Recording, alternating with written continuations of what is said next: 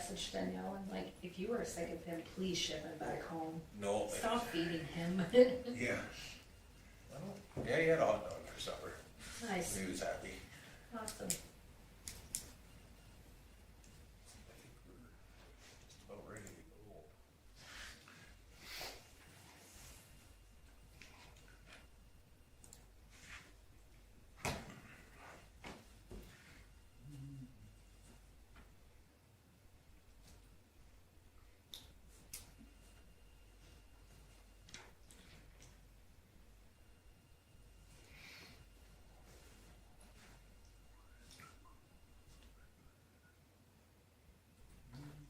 Well, 7 o'clock, call the meeting to order. It's got an agenda. Is any additions to the agenda? If not, somebody wish to move that Dwayne moves the So moved. as presented. Any discussion on Dwayne's motion? Hearing none, I'll call the question. Those in favor? Opposed? Seeing none, carried. Moving on to the adoption of the November the 10th meeting. Judy moves them. Any errors or omissions? Any questions? If not, I'll call the question. Those in favor? Opposed? Seeing none, it's carried unanimously. Okay, everybody knows Cole's not here tonight. He had other commitments, and we're not sure what happened to Chris. We're hoping that he's on his way. If we'll move on to the correspondence. FCSS letter from Transportation Network. Okay. Sit down, Chris. Excellent. Hey, Chris. Hey. Any questions on that letter? If not, somebody wish to move for information? Okay, Richard? Any discussion on Richard's motion? Hearing none, call the question. In favor? Opposed? Seeing none, it's carried. Okay, moving onward and upward for financial reports. Which is 5.1. Any questions on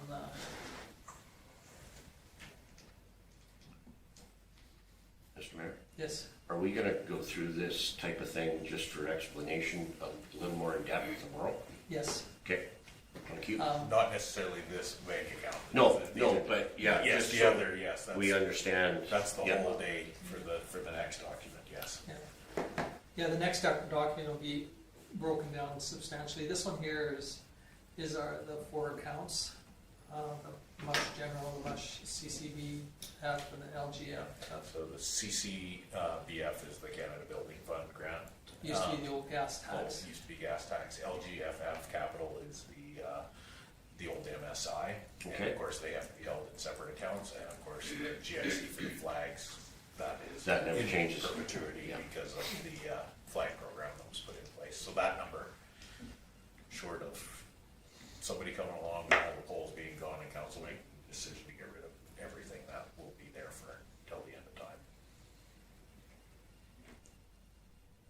And then, like, when we go into the next document, you'll see all the categories, and they fall into these ones here, so. Okay. Okay, any other comments or questions on the cash statement? If not, somebody wish to move, Chantel? Any discussion on Chantel's motion? Hearing none, I'll call the question. Those in favor? Opposed? Seeing none, it's carried. Okay, moving on to the year-to-date. Again, this one here, so all of these categories fit into somewhere else in the other one. And again, tomorrow at the budget meeting, these will be going through line by line on what's in those categories and how they came up with the numbers and where we sit. You know, everybody was at the convention, and they talked about, you know, the school tax one, and that's one where, like, we took a, what was it, 14%? 14% increase. And, you know, we have nothing to say about it, but, you know, the Minister of Finance said, you know, be careful what we ask for, because, you know, there is a talk that if they take over some of the areas, they'll take over taxation completely. and then just give us the allotment to work from. So, go ahead, Richard. Just refresh my memory on the golf course and showing the expense there. We have that all paid for, don't we? Yes, yes, that was done in June of Yeah. this year. So why are we showing that? Why, what? It'll Because disappear. because it's in this year's budget. Yeah. We had $45,000 in payments to make this year. Oh, okay. So it's in, this is the 2025 budget. As we move forward, it won't be in, Oh, I thought we paid it off last year. no, June of This this year. year. Okay, Yeah. thank you. I appreciate that. No, June of I was this year. getting that confused. I was thinking it was last year. No, Thank you very remember the much. payments used to be 85,000. Okay, thank you very much. I realize that. Yeah, I was now. Yeah, and so it's like some of the other categories over a period of times, you know, that they get changed, but being that they're in the calendar year, Yeah. pretty well leave it on the Yeah. spreadsheet until, go ahead, Michelle. With your comment from the finance minister about be careful what you wish for, Pardon me? with the be careful what you wish for, when Yeah. the minister was Yeah. speaking, again, he doesn't know who he's working for. No, I know that, but on the other hand, it's a truthful comment, you know, and EMS is a prime example. EMS was asked for I wouldn't say the majority, but yeah, probably was a majority of the people said, you know, give us more money, and they said, you know, instead of us giving you more money, we'll just take it over and run it. And you saw the debacle that happened with it. Yeah. And so that's more or less, I think, what he was trying to say is be careful what you ask for and what you wish for, because sometimes when you get it, it's not exactly the way you thought it was going to be. And I think there's a bit of truth. We sometimes have to really think and say, you know, Do you do you want? do you want the province collecting property tax? And, you know, and if they collect it, does that mean that they set the levels and Setting no Yeah. rates. the mill rates for you? So they'll say, okay, well, you know, we're gonna set your mill rate, you know, we're gonna take your assessments, we're gonna do whatever. So, I mean, again, that comment, the other comment that, you know, he made that has really rung with me is that, you know, of the population, that 40% pay zero taxation, and yet they incur 60% of the expenses. You know, and you go back and you think, well, holy mackerel, those two figures are pretty shocking. That How did they come up with that without explaining it? That's the other thing, that when that statement came out. Well, it's the same as the statement that I make, is that, you know, we have 112 pieces of property that pay zero taxation in our community. And how I came up with that number is that Janice and I and Kim, we all sat down and started adding up all the ones that don't pay any taxes. You know, some of them are ours, you know, they're our assets, but some of them are other assets in the community that pay zero taxation. So I think that's the comment he made. He takes a look at the population and say, you know, a 2-year-old, a 4-year-old, or a 10-year-old doesn't pay taxation. What's our population based? And that's when he came up with that 40%. I think the other 40% too is also made up of, you know, he's referencing just the amount of population growth that You we betcha. received. And he said we're getting this huge inflow of population, but with no growth attached to it. So they're all younger people or immigrants, maybe earning under that taxable income of 20,000. And then once you hit that, then yeah, no provincial tax. Okay. So I mean, and again, it might be 39 and it might be 42, but I mean, he threw out the 40, which stuck in my brain, and he also threw out the 60, which stuck in my brain, and you know, both of them are kind of scary figures. Whether they're correct or wrong, they're still kind of scary figures to think about, that 40% of our population pays zero taxation. So, but anyways. So, with this, Dwayne, we will go through line by line. For the new counselors, this is just a summary. That's what we present month to month, because once you pass the budget, essentially all you're doing is checking to make sure that we're staying within that. So as long as there isn't something that stands out to you, whoa, why are we so high in this category or so low in this category? Month to month, when you see this, that's the questions that you're looking for.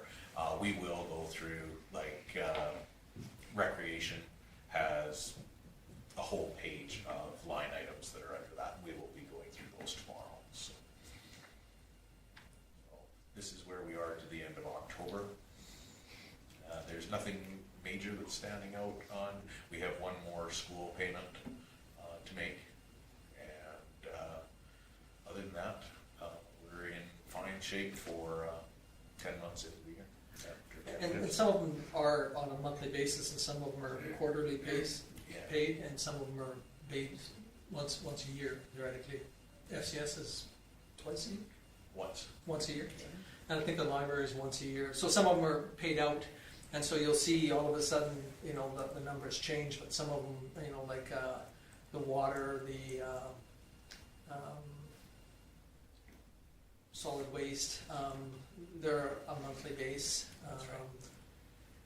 So you'll see that one change.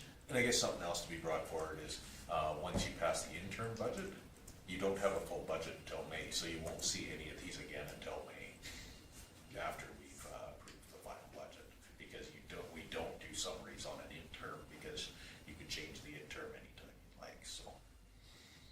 Yeah. Okay, any other questions? Quick question, Yeah. this is more of an issue with this, I'm not getting more than the first page for the budget on my attachment. So I don't know if that's a technical issue or what's going on. Like on, but- under your, So mine goes up to garbage, and then I don't get that, I don't get anything else. you don't get on the FCSS or the. No. Yeah, right? Huh. Yeah, I was wondering why you were bringing up the golf course, I'm like, I don't even have the golf. Well, I can look up there, but Okay. I'm just more concerned about having it. Yeah, it's coming through. So, yeah. So, well, we'll refresh after you're done. Okay, I did try to shut it all down. Probably and- clear your cache and try again. Okay. Because if it is, because we load it to the website, so if other folks are getting it, it's gonna Then- be a glitch okay. inside. Sounds good. I apologize that you didn't get all of Well, that. that's okay. No, that's good that you brought it up, because it doesn't come through, because, you know, to be honest with you, I'm not as big a line item as some people are. The number at the very bottom is one that I really like to look at and say, we're under or over, but there are some people that are wanting to know, you know, exactly how many crayons we're using, and I don't worry about the crayons.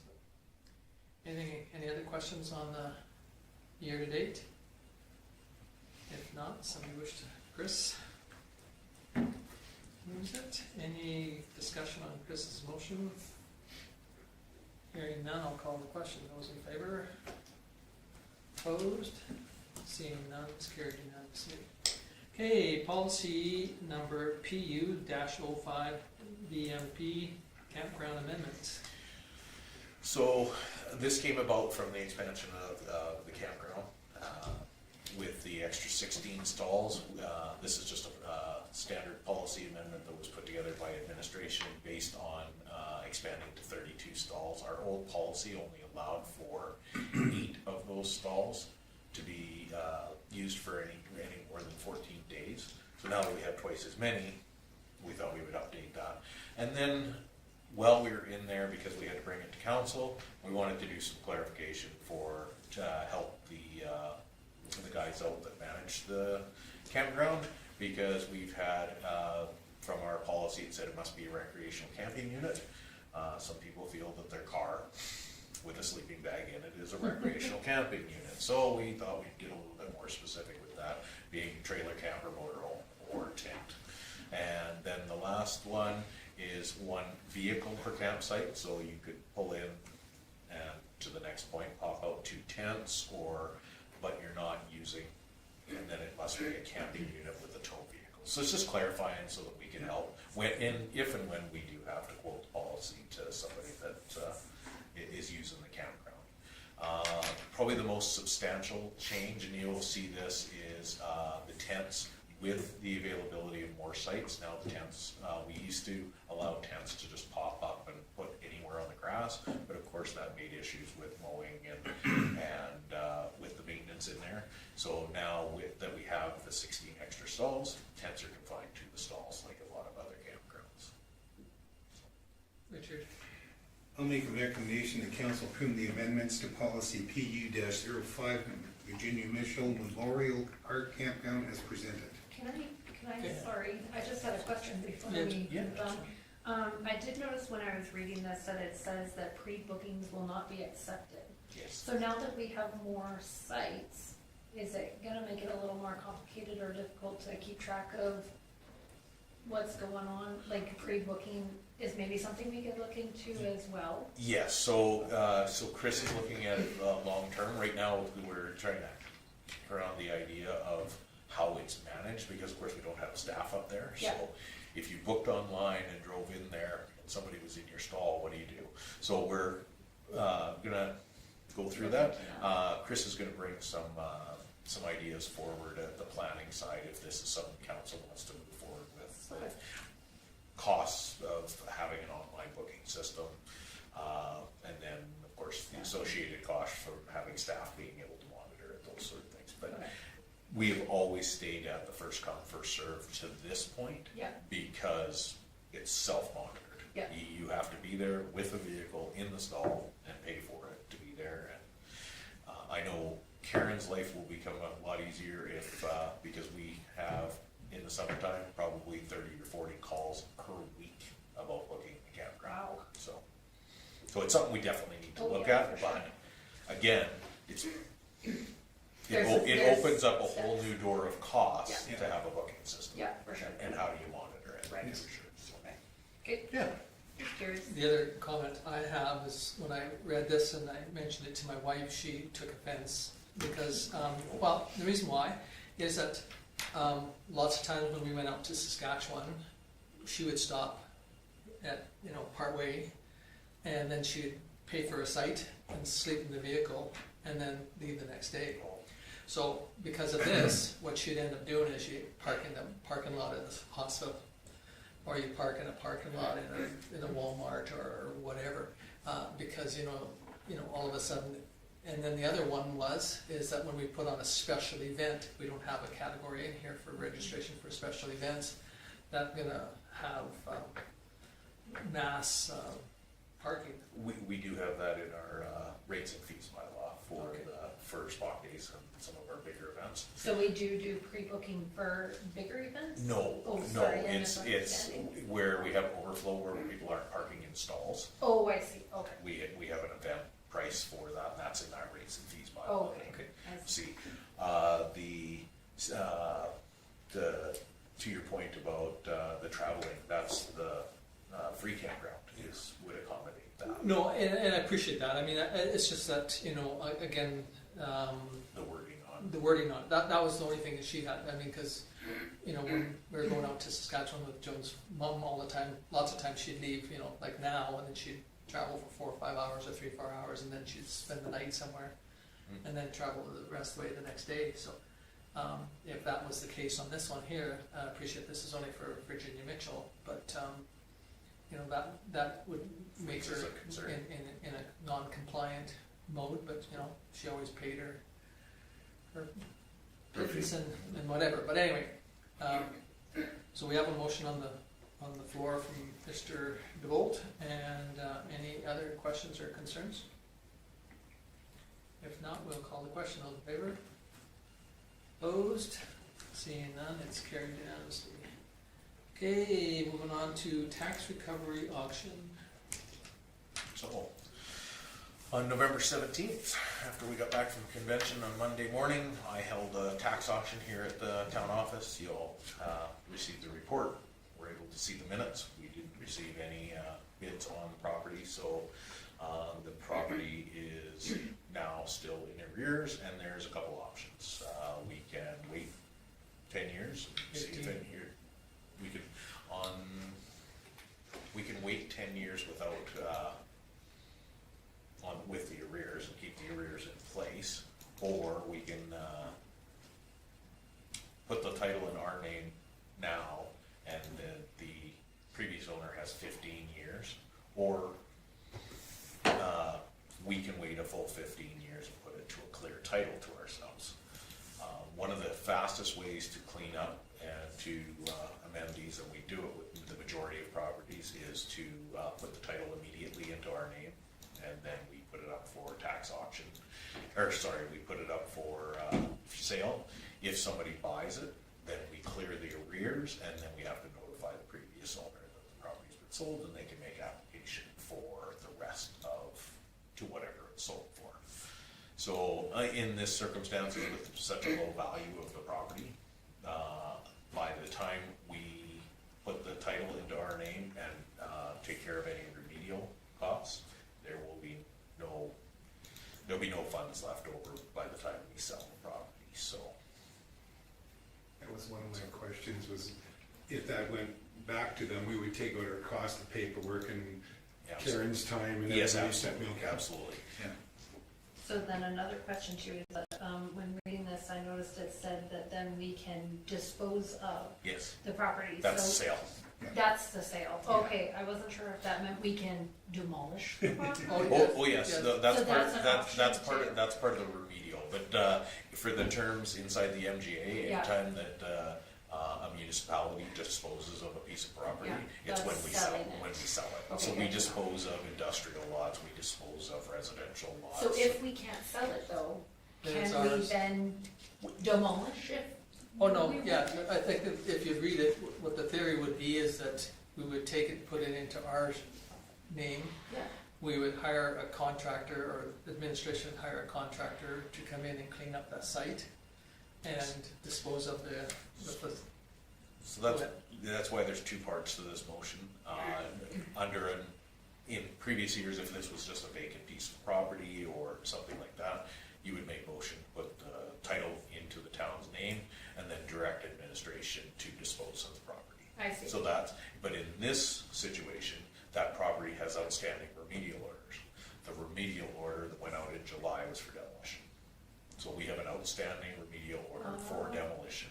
So you, through this second motion, you're going to direct me to put the title in the name. Once we have the title, then I take care of the remedial orders, which includes the demolition. And Once so- that's done, then we would dispose of the property. Out of curiosity, that property specifically, is it not habitable? Like we can't use it to put a business in?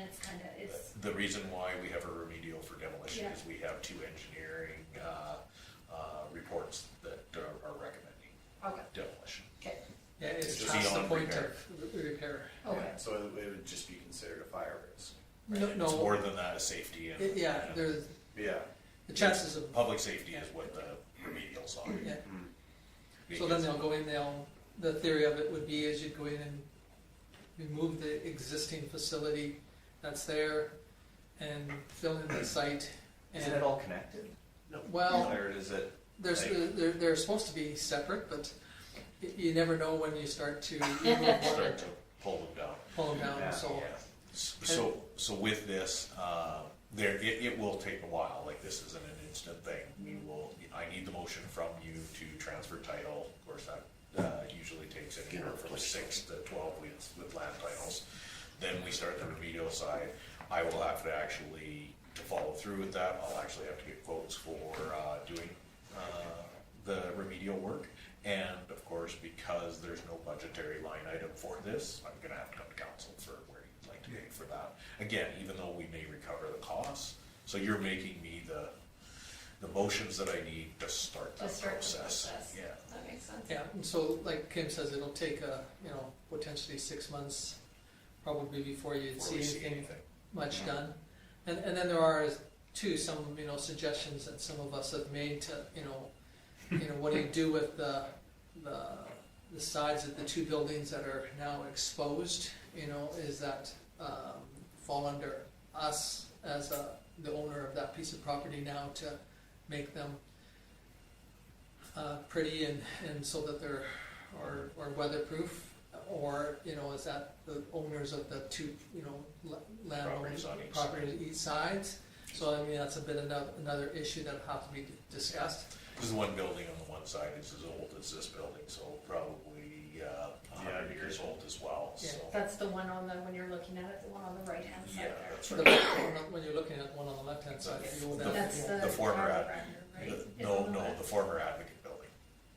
Yeah. This Oh, is the- you know this is what? the- I thought that it was the farmer. Anybody that went advocate. on Google. I did. Anybody that went on Google Earth, that was Yeah. the wrong address on Google Earth. Okay, So good to know. This is not the, It's- and I it's guess the- we can clarify that, this is not the old Advocate building, this is the old laundromat. Okay, okay, I definitely thought it was the old advocate.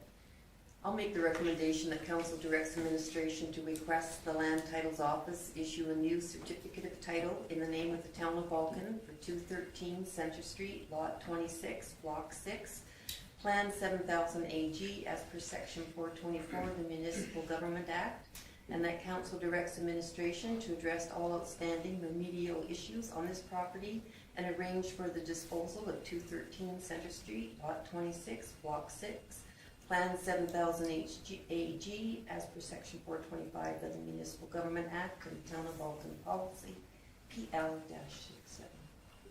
Well, Mouthful, Great. thank you. Nice. Okay, so any other questions or concerns? Oh, actually, I did have one more question. Sorry, I'm very talkative That's tonight, good. apparently. After you demolish, like, I know this is later on, but this is just out of curiosity, now that we owned the property, we then own the land, obviously, that sits on it, can we resell the land? Oh, For yes. some- someone to rebuild? That's what the disposal Yeah, is, it's- is we're The land disposing of itself. the property. Okay, I To see, a new so owner. then you can, Because okay, the whole, Okay. the whole point is, I'm putting the pieces the together. whole point is to get it back to a taxable, so somebody else needs to Yeah, own it that for makes it to be sense. taxable. Okay, thank you. You want it to be a productive property. Right. Okay, Chris, you got a question? Quick thing, so with the advocate piece, would this opportunity be something where you could have maybe remedial on several different properties within that block? Like say the advocate, could we approach the owner of whoever wants the advocate at this point and go, hey, maybe there's an opportunity to take out some of the tired structures that no one really wants to invest in that block, and go, hey, is there an opportunity to start rebuilding that block into meaningful space? Because a developer might look at one lot and go, oh, it's not really that worth it for me. But then if they had an opportunity set to go, okay, well, maybe if we have more lots available, and if existing people that own that would be motivated. So we could talk to the owner on the side, because we're gonna have to give notice of demolition Right, anyway. yeah. But there's nothing on the remedial side that we can do for, say, a sound building. It would have to be causing a safety issue. And again, I The think, remedials are only to deal with Yeah. safety or. That's right. Or, Yeah. or something that's in our bylaw, against our bylaws, so.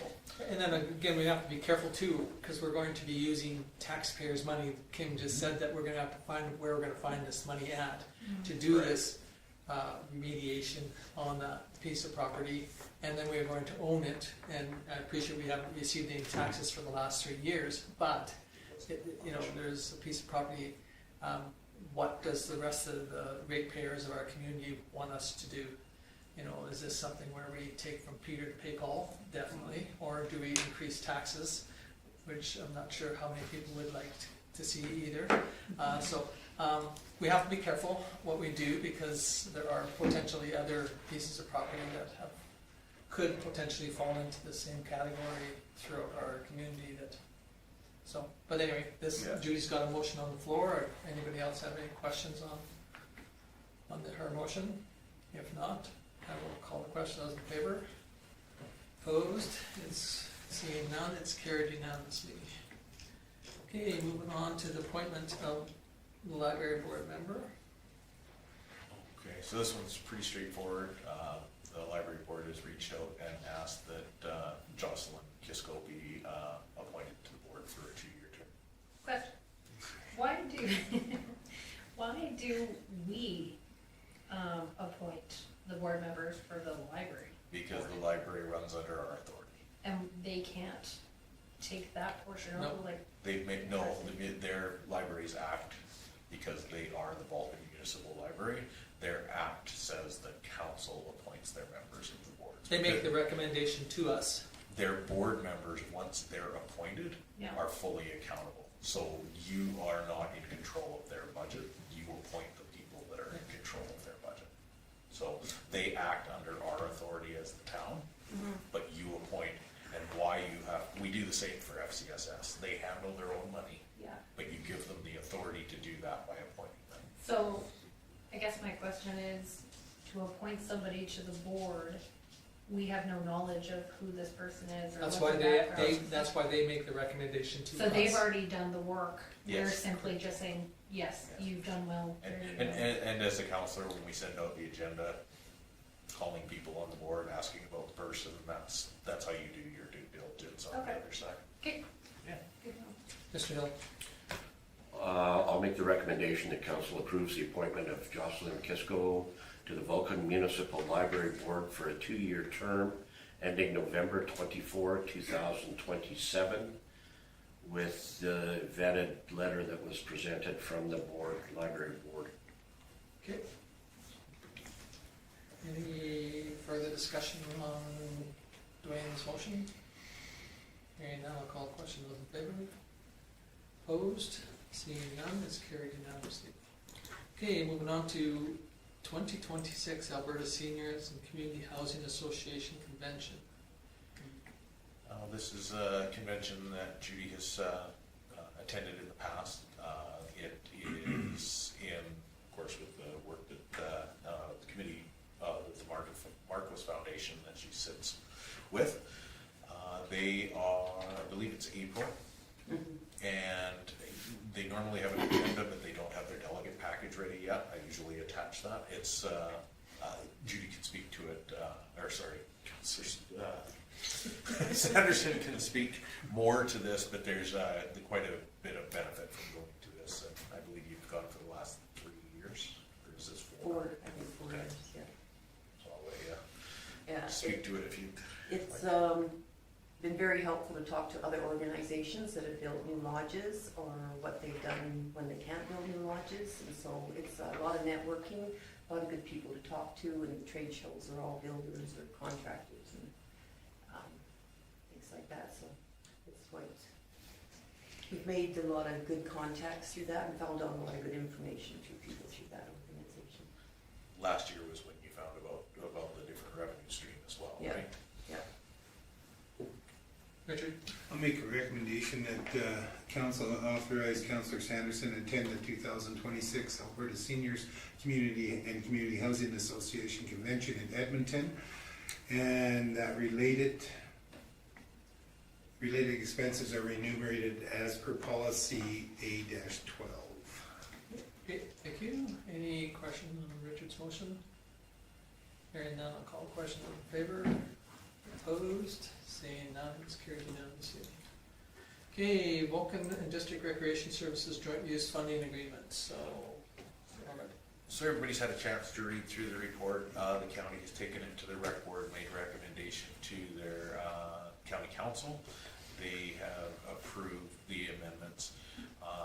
One of the reasons that we went on the arena, went up to 81,000, was that when we did the average with the extra revenue that we're bringing in, the county share was actually 71,000. So this is bringing that average down. They were paying 75, bringing it down to what the actual costs were for the 50-50 split, but then an extra 10,000 for the added staff that council approved last year. So that brings that to 81,000 for the next 2 years, and then the pool at 91,000 is the actual 50-50 split, less any loan payments.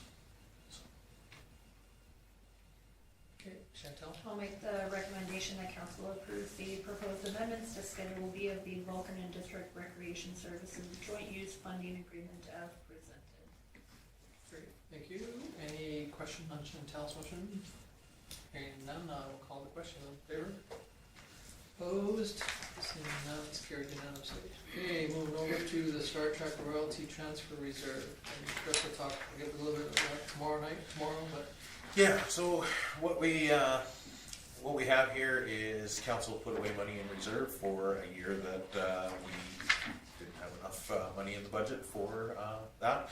We usually, when our agreement was new, we prepaid and so we only kept a little bit in the annual budget, about $3,000, should we have a good year on merchandising and go over that. So because we don't have the agreement in place, we didn't know how much it was going to be or whether we would have a new agreement in place this year. So we only put the $3,000 in the budget. That covered our first payment.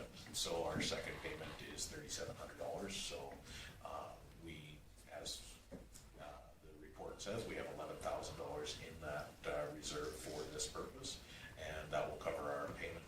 We are hoping that our new contract will be in place, but of course, Viacom, Paramount, they're going through a merge right now, so they're just kind of leaving their old agreements in place and letting us operate within that. So should we want to talk about this in budget time, council may want to put $6,000 in the budget as opposed to $3, or we'll just pull from the reserve for next year as well and see how that goes. So, but, Chris will have a better plan on how we want to do that, make a proposal to council. But for this point, as you can see, that was the reason why we put the money in reserve. It was the maximum full year is what we put in reserve. That's why it's $11,000. Oh, Go ahead, Chris. Sorry, I'll sit on my hands. That council approves the payment of Star Trek royalties to Viacom in the amount of $3,572.56, with the funds to be drawn from the Tourism Royalty Operating Reserve account. okay, thank you. Any question, Chris, motion? Mr. Hill? With this, I assume that you and or Chris has been in contact with Viacom, Yes. and are they putting an end date as to when we may see a contract, or? No.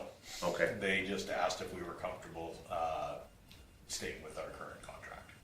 And oh, so we didn't have to ask that question, they asked us. that's right. Okay, So Cool. our last contract is a very good contract. Again, without going in camera, Yep. I can't because it has a confidentiality clause. But yeah, it's a good contract. It allows us to use all the things that we need. Right. Yeah, hopefully with the change in companies, we'll be able to continue on. continue on. Yes. Thank you. All right, then we'll call the question. Those in favor? Opposed? Seeing none, it's carried. Okay, moving on to the committee reports. We have the one from November 4th for Marcus Foundation.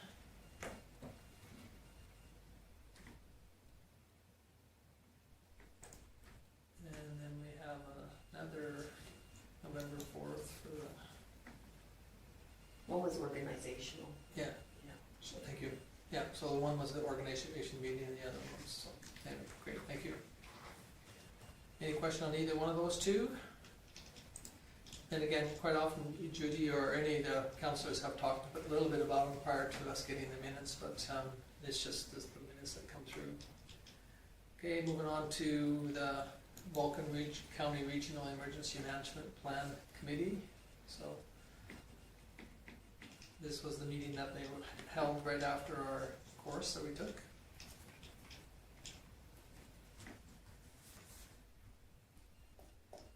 Any questions on this one, Tom?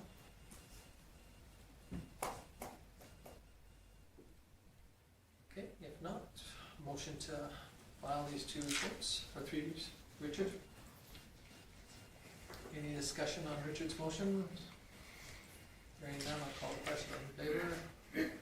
Opposed, seeing none, it's carried unanimously. Okay, moving on to verbal ones, Councillor Sanderson. Okay, I attended the Alberta Munis, as everybody else did. I felt that the convention had really, really good breakout sessions, one of the better ones I thought I've been to, maybe because they pertain to my committee, so I was happy with that. On November 20th, we had a long meeting with the annual AGM and regular meetings being held for both FCSS and the food bank. So we don't usually go 3 hours, but we did Thursday night. Kelly was voted in as chair, Maxine McKinnon as vice chair, and myself as secretary. I did a lot of the secretary work anyway, so I jumped into it, not realizing I was going to write all these letters. That's all I did all day, write letters. So anyhow, they're done. I'm not sure, did you get the two organization sheet? No. Maybe I'll leave that when Karen can send it out to the councillors. It shows kind of everything that they've been doing and why they're doing it and how many numbers. It's quite a pretty good little readout. I just want to thank Kim for all his assistance this past week. I bothered him more than I usually try not to bother him, and it was a busy week for him, I knew that, so I appreciate that. Just want to tell you that. FCSS and Food Bank pulled our request from the town and county for the transportation, as you saw, because we felt that we had enough in our grant to cover, unless we have major breakdowns with shuttle vehicles, so we're good for now. There's too much on the shoulders of FCSS, and Kelly would like to see, and we had talked about it earlier, but we'd like to see here in the new year getting a transportation committee, because it's a lot of work. They've got, once you see how many people come through that door, it's a lot of work to even do all the grants and that for the transportation. So the food bank would still run the transportation, the dispatch and the drivers, but it'd be another committee that would look after grants and all the heavy lifting work. So that's something we're going to be doing in the new year. Total food hampers to the end of October is at 531 with 47,000 pounds of food going out. Those 553 hampers fed 1,294 people, of which 451 were children, and 224 of those hampers were within the town of Vulcan itself. 256 gas cards have been given out to the end of October at a cost of $6,400. Most people can't afford to drive into Vulcan to get their food hampers, so then we give them a gift card, a gas card, so that they can get to Vulcan to get their hampers and get back home again. So in 2000, for the whole year in 2023, there was 75 gas cards costing $18.75, so you can see how much it's gone up in 2 years. It's just growing extra exponentially here. November 25th, as all of you, will be at the Committee of the Whole, and then I'm off to the FCSAA meeting, which I'll be attending from the 26th to the 28th in Edmonton. December 1st, I have a Teams meeting. Kelly Nelson and I are meeting with a group from AGLC. We had tried to put in for a casino for Friends of FCSS previously, and there was so many blockades, and Kelly happens to know somebody now that's working at AGLC. So we've got a meeting with them to see how they can maybe support small rural towns. I know that even Carmagate couldn't get a Friends of the Library, so we need to advocate to allow some of these, like FCS, because we're not allowed to take donations, but they get the food bank to take a casino. And then December 2nd, I have a Marcus Foundation meeting. The meetings were screwed up for Marcus due to the elections, so we usually do them the last Tuesday of every month, so we've done them the first Tuesday of the last 2 months. We'll be back on order in January. You usually take December off, so be the end of January before you hear from me on that again. Okay, any questions for Judy? On the gas cards, sorry. No, go ahead. I would throw it Do they get a break on them? No. Because with this one committee that Chantel sits on, they were able to get a deal for the staff at the hospital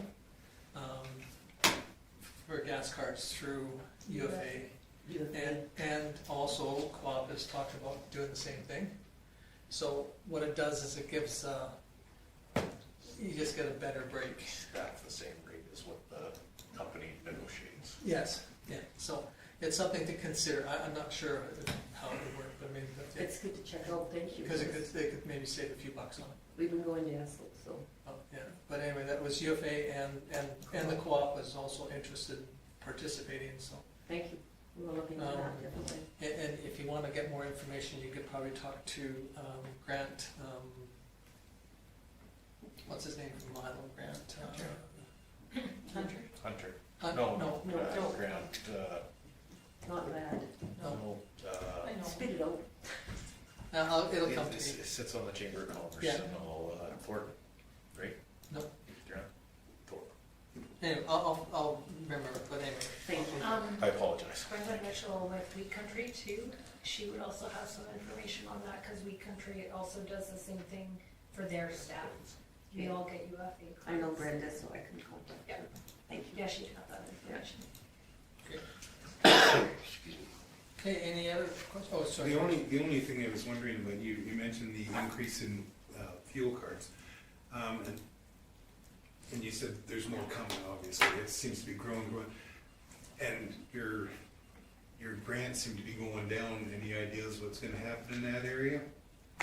That's gonna have to be taken care of too, isn't it?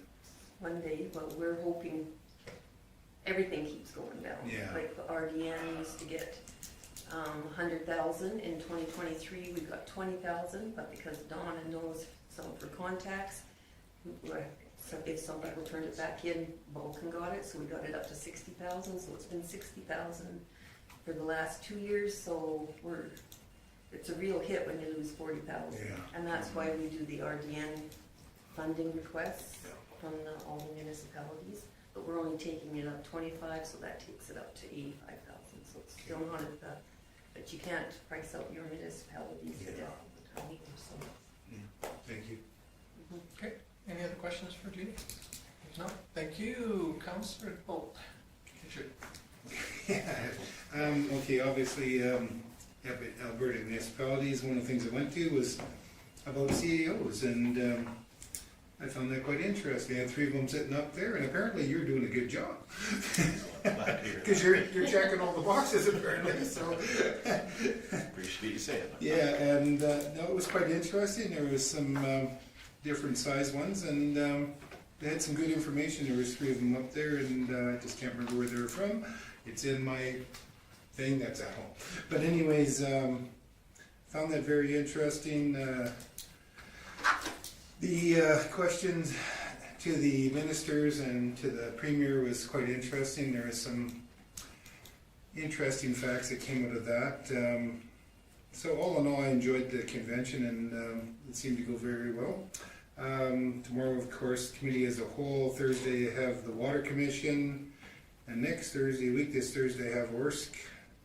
And I think I'm up to date on my meetings, but that's, haven't heard anything really, haven't heard any complaints, haven't heard any you're doing a good job either, so no news is good news, I guess. Yep, any questions for Richard? If not, thank you, Councillor DeVoe. I really enjoyed the convention that we had gone to. I thought it was very educational. My favorite part was by far the debates. Thought they were extremely interesting to hear everybody's perspective on things and learn a little bit there. I have not had a meeting since the last meeting. I was supposed to at the library board. There was a mix up with emails or whatever the situation, so I have a meeting December 10th with them. I have reached out to Kim in regards to a couple of things that I want to work on my end. So one of which is the dog park. I'm obsessed with the dog park.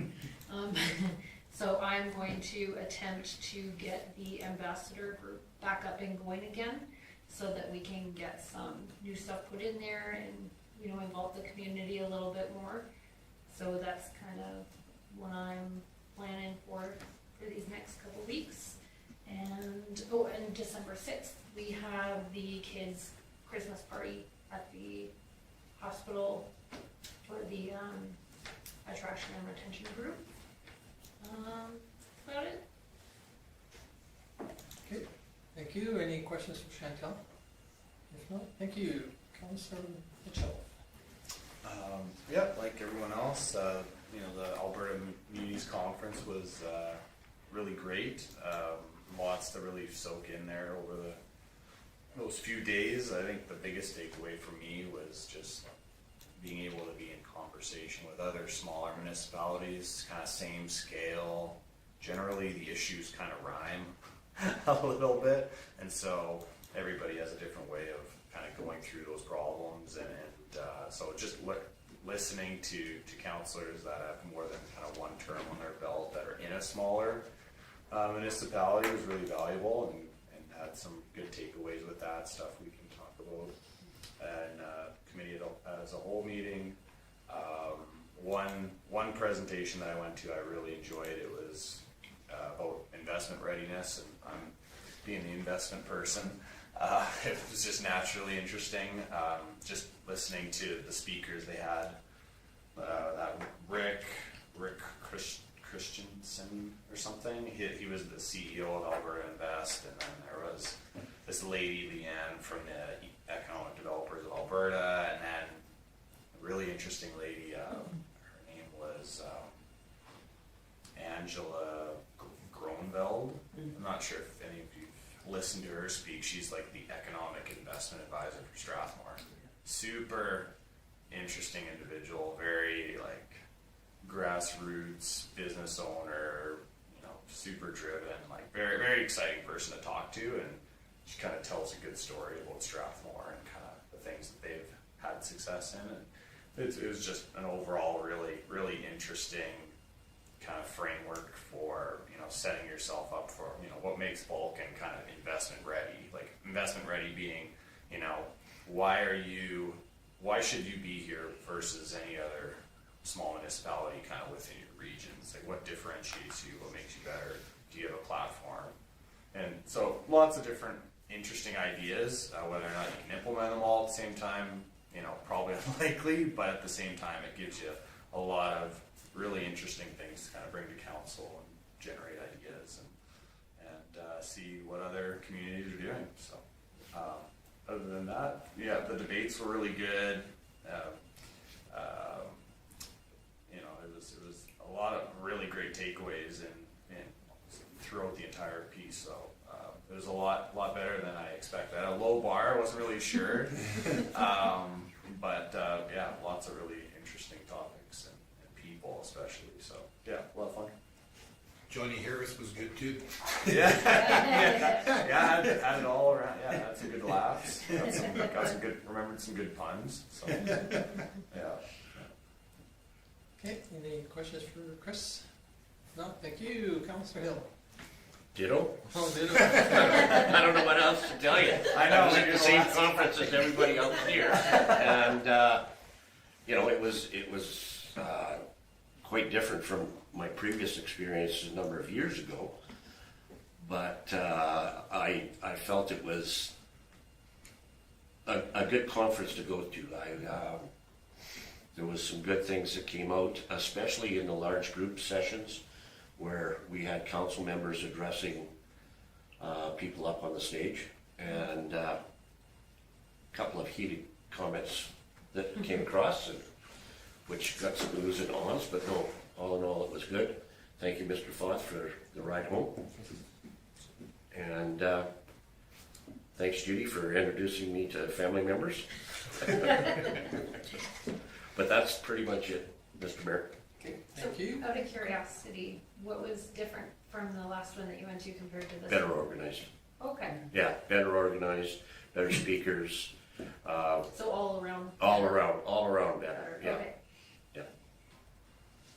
Okay, any other questions for Wayne? Okay. Just with the speakers and that, I wish that they weren't so long-winded so that we could get more questions through, Yeah. because there's a lot of good That's a questions good point, and a lot yes. of people that were still at those mics, so That's Yeah. true. I would have liked to have heard more questions. In all, to be able to- in the breakout sessions as well. Yes, You're very correct in what you're saying. They're long-winded. They took maybe 4 or 5 questions because it was only 3 to 5 minutes left, yeah. Yeah, where there should be 10 to 15. Yeah, Yeah. yeah. good point. Okay, anything else?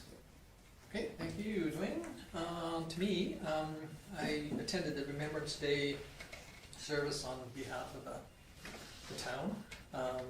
Judy was kind enough to offer to lay the wreath if I couldn't have made it, but I was able to make it across the stage and get it laid. And then too, again, I was at the AM conference, and thank you everybody for attending. It was great to see everybody there. And like Judy said, and you know, Dwayne and Richard, that you know have been there in the past, that you know there's always something that you can pick up from. Sometimes the networking amongst, you know, like Chris said, other municipalities and people, and realize that you know we're not all in that same fishbowl. They're you know very similarities of problems with municipalities, the same. But anyway, it was great that everybody was able to attend and participate. And we have talked in the past, again, you know, it's an expense to the municipality, but it's an educational expense, you know, that we, as in the councils in the past, have looked at and felt that there was a benefit to be able to go as a group. And, you know, Karen does a great job of trying to find us a spot that's close, but yet, you know, economical to stay overnight. And the next one will be in Edmonton, of course, and then I've heard that they're not gonna have it in Red Deer anymore, which is, I thought was kind of disappointing, but you know, over the years, you know, they've tried other venues, and, you know, Edmonton and Calgary seem to be the two major ones because of, you know, the housing of the people that come to it, because I think they said that this was their largest, I think it was 1,200 or 1,300, 60. you know, delegates there, and so, you know, you start getting, you know, other people involved in that too. It's a big event, but trade show too. You know, I didn't go around to every booth, but I did go by every booth, and there are, you know, a lot of people, and I'm sure you probably realized, because the first day of the trade show, there's lots of people kind of look at us kind of different because we were wearing our uniforms, but yet you notice how we are recognized and sought upon, and, you know, Judy was good enough to hand out lots of ears and pins, and I'm not sure if everybody else had an opportunity to hand out lots of them, but it is an opportunity to network with other groups.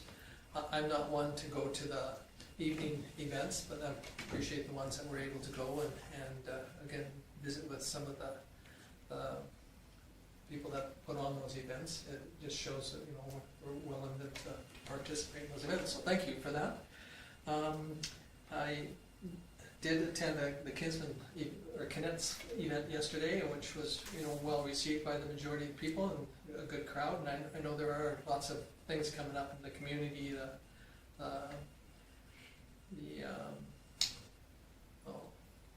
Legion has one that's coming up this next weekend, and a couple other ones that are already in the community, and then there's other ones in other communities, like Milo had one, and Carnegie has one coming up. But anyway, so if you get an opportunity to go and you know, wear your pin, be proud of our community, and it's surprising how many people recognize that pin and what it means. And again, tomorrow we've got Somebody needs some pins. yeah.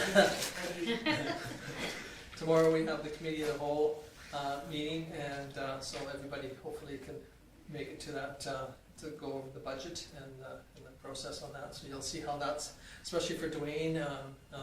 You know, Richard and Judy and I and Cole have seen this process that we've kind of followed for the last 4 or 5 years, and the advantages of following this process. And then, you know, like we talked about earlier, they kind of evolves back into keeping that same process, so that when we do our public meeting, then that Information is consistent. yeah, it's consistent, and so, I mean, you'll get to see more in-depth stuff tomorrow, and then once in the new year, we'll have that planning session, and we'll discuss more on that planning sessions that'll be coming up in the new year, and, you know, why we're gonna do it, and how we're going to do it, and you know, hopefully then we can move that part forward.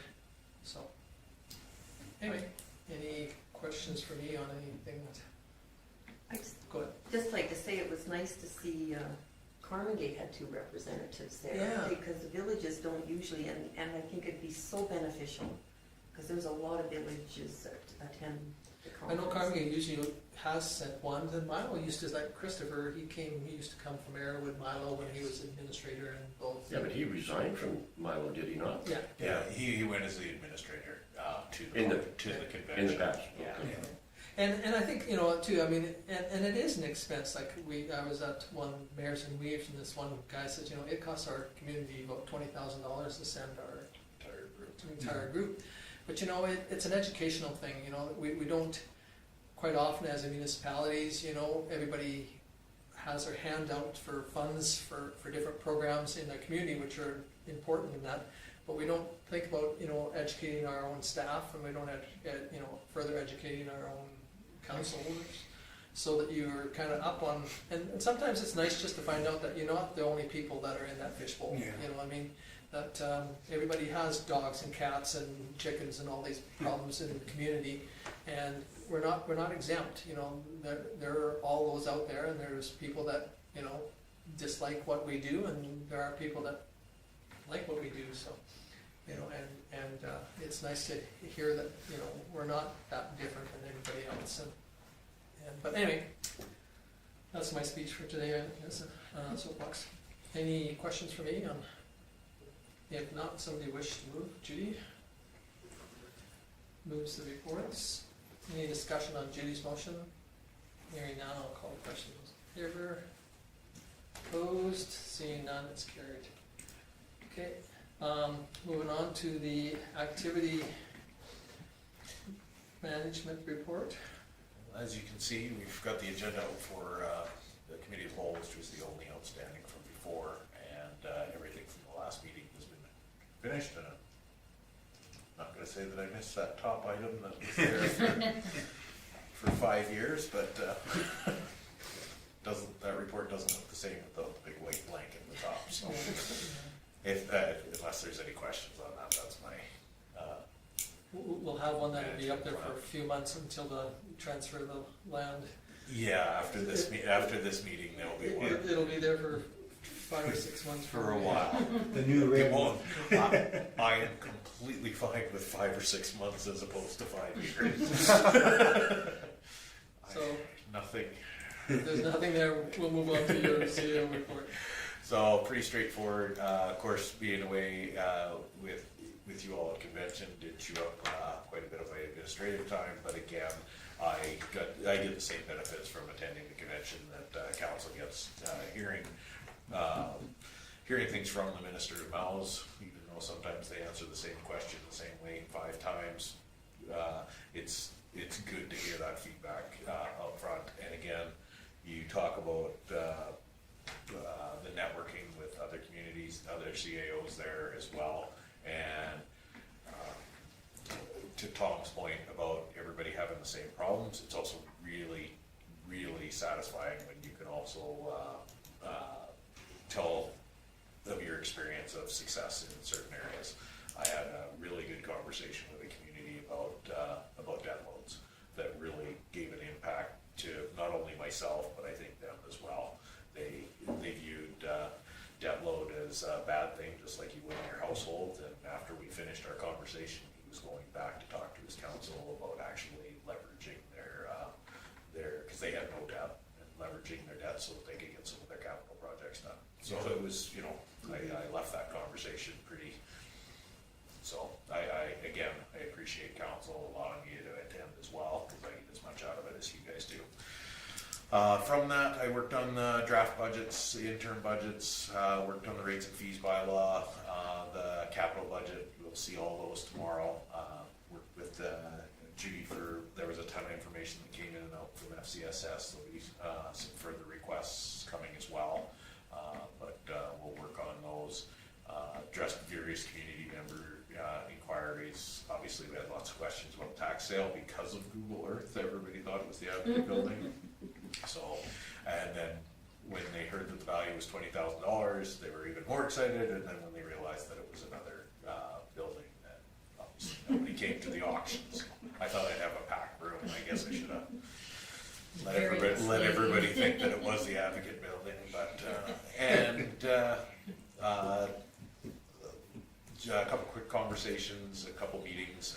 There's a group trying to make sure that the hockey because the Rampage isn't playing this year, that they're hoping to get that franchise back up and operational within our community. So that's good. So we worked with that, try to make sure that we can confirm what we can. And then, a few bylaw questions. Actually, funny enough, after we sent out the agenda on Friday, Councillor Hill addressed one of the bylaw issues that we're currently working on. So thank you guys for keeping your eyes out for some of that stuff. It's always nice to, if we aren't out and about, to hear about it before somebody complains. And again, I was away for Alberta municipalities, and then our public auction are the only meetings of unless there's something that needs clarification in there. That's my report. Are we allowed to know what the bylaw was? Is that something you can tell It was us? just a concern from within the community on a bylaw issue that at a residence that we were working on. Oh, I see. And after the fact, Councillor Hill had also noticed the same thing Oh, that we had, and so clarified that. It was just a question that I emailed Okay, Yeah, if you Mr. see, Fawcett, if you see and- something that you know is against our bylaws, let me know so that we can address it. okay, Just, and learning the process. Yeah. Okay? I go to him to ask the question. yeah, for sure. And then he delegates from wherever. Okay, so we don't go straight to Channing, then we would come. You know, as a resident, you can, like Okay. from a bylaw standpoint Yeah. for that, but as a counselor, Yeah, just to make sure that it doesn't appear that you're giving direction to the peace officer, because you can still make that complaint. right, But, sometimes with that counselor line, it's a little Yeah. bit easier to, and again, I'll give Dwayne some credit for this, for not knowing that process. The question was, is there a permit in place for this? You know, it was asking those questions. Yeah. So then- And it was a pretty easy answer to say, we're working on it. So, And sometimes too, it's nice to give administration, and I call it administration because Kim, and then like Dwayne says, he sends it to whichever department needs to deal with it, but give them a heads up because you see something that is going on or has gone on or whatever, or concern. And again, Kim and I, when we talk about agenda and that, quite often we talk about, knowing the answer to the question that you guys might have, so we have the answer for you folks. And so I think that's kind of important, so they don't feel like they're being blindsided by, put on the spot, because, if we know that, potentially there's gonna be a question asked, why not give them potentially the heads up and an opportunity to come up with the answer and the proper answer. And so, Amanda summed it up very well today when I talked to her about our budget meeting. One thing that we do in administration that's probably the hardest part of our job, and she pointed it out today, is a lot of the stuff we do is like studying for an exam that you don't know what the questions are gonna be. So, That was but probably if the best I've heard of if we that. give each other the heads up, it's just an opportunity Help each to, other out. to be able to come up with an answer, and a timely answer too, because sometimes, we don't know what's out there, and as you're driving around, if you see an infraction or a potential something, but again, in honesty, sometimes it's better to go to Kim than let Kim deal with it as it is to. Especially as us as council members. Correct, yeah. Because again, coming back to what Mr. Foss said, we don't wanna come in here, even though we are ratepayers, Yeah, and say, hey, I saw this, can you do something about it? yeah, That doesn't bode well. Yeah, the difference between being on council and just being, because that's, a normal taxpayer will come into the office and when they visit with a bylaw officer or a peace officer, their expectation is fix this, Yeah. do this. As a counselor, you can't give that direction, but you're still entitled to have the same concerns as a regular ratepayer. So the easiest route, so that it doesn't feel like you're giving direction, because at the end of the day, you want something addressed, yeah, is to just direct it through me and then down. It's just a lot simpler later. Nobody from the general public can accuse you as a counselor of being self-serving. yeah, Or looking for favoritism, And absolutely, it's a genuine because that concern. never bodes well. And No. brought up through administration from a council standpoint. But again, back to the thing that I said at orientation, we're a small town. There is nothing stopping you from talking to our staff about anything. Just don't give them direction. and again, though, too, I think there is a process, and the taking advantage of that process is much better, it's cleaner, it looks good, like Dwayne said, that,